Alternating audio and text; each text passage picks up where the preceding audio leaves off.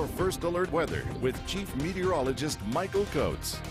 Bit colder tonight, and that's coming on the backside of last night's cold front, and that brought in a few late night and early morning thunder showers. As I put the Jackson Hole time-lapse camera into motion, you notice that we had some wet roads this morning, and then everything quickly dried up. It was a beautiful day, but it, again, touched colder outside on the backside of the front, with temperatures into the 50s and 60s, when just yesterday we were into the 70s and 80s. Now we're going to be setting up for a very nice Friday, but you look out here, there's a cold front that's going to start coming through here for the weekend, and there's more moisture out of the Great Basin and south into southern Nevada and Utah.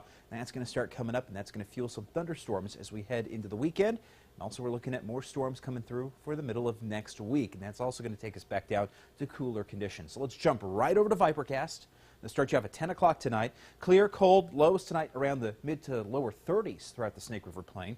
So a bit on the freezing side here. And then for tomorrow afternoon around 2 o'clock, gorgeous conditions. And most importantly here, lighter winds. We're going to have winds at around 10 to 15 miles per hour, just a bit of a breeze across the valley, but that's very manageable, and the kids who play baseball and softball will pretty much like the weather here for tomorrow. Saturday turns a bit windy, and so if you're going to be out and about on Saturday, it's going to be warmer, but it's going to be windier. There's a cold front that's going to start coming across the region Saturday morning. It's going to start coming out of the northwest. That's going to pick up more wind, and temperatures will be into the mid-70s, but we're also going to fire up a few thunder showers from that moisture to the south. This is 2 o'clock on Saturday. You can see spotty pockets just kind of hopscotching around eastern Idaho and around western Wyoming. A little bit of thunderstorm activity trying to get into the Snake River Plain.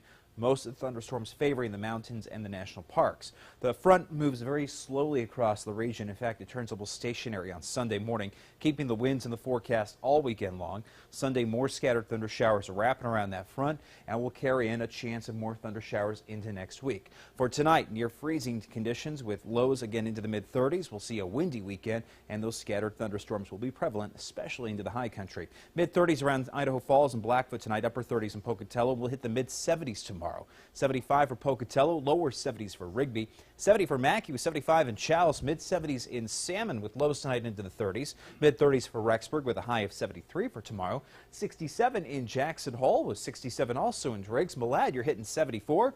Montpelier, you're in the upper 60s, lower 70s here, in the upper 60s in Afton. Let's get to the 8-day forecast. Temperatures should start to warm a little bit heading into the beginning of next week, but there's a second cold front that's going to get us into Wednesday and Thursday. That's going to trigger up more wind and more of those scattered storms. So here's the Idaho Falls 8-day forecast. Your weekend, temperatures are nice, but expect the winds. Saturday and Sunday afternoon, not a huge risk for thunder showers, but just enough to start to darken the skies a little bit Saturday and Sunday afternoon, and a slight chance of that rumble of thunder.